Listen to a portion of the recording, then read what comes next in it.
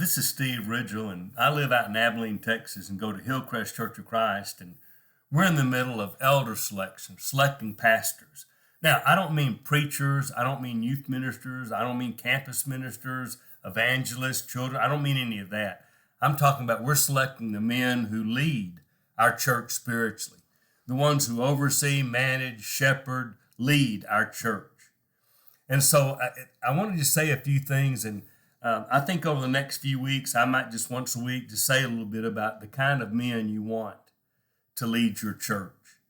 And so as I do that, we'll be through with elders, or at least the nominations. And so it's not really so much for my church. It's just I think a lot of churches go through this. So here's a few observations. One of the things you want to be sure the men that lead you as elders are men of strong character.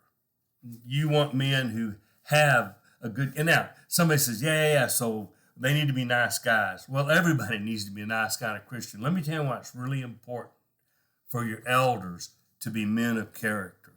One of the things it talks about when you read through in 1 Timothy, Titus, Hebrews, lots of places about elders, you want men that have a good reputation among outsiders, not just in the church, but out in the community. Oh, yeah, because you can fake people out in church. No, I mean, some of that's true, but no, here's why that's really important.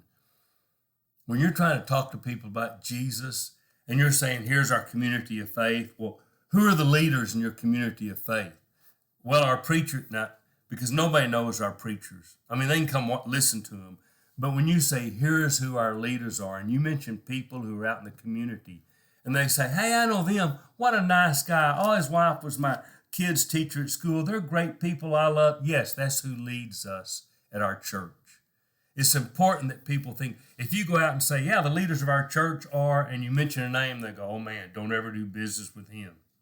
Oh yeah, boy, I know him. He got really mad and yelled and fired. Ooh, you want people who have really good reputations, strong character. Another thing, it talks about their relationship with money. You don't want elders who are greedy.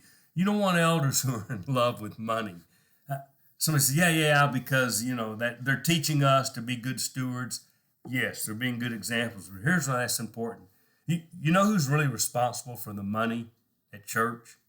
You read scripture, it's elders. They took collections and laid the money at the feet of the elders to be dispersed. Now, they may empower people to do things with that, but they're overall responsible.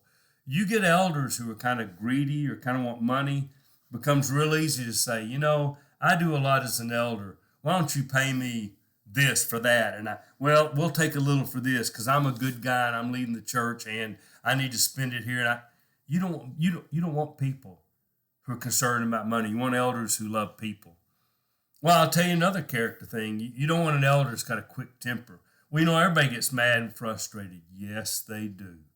Even elders. Of course they get mad.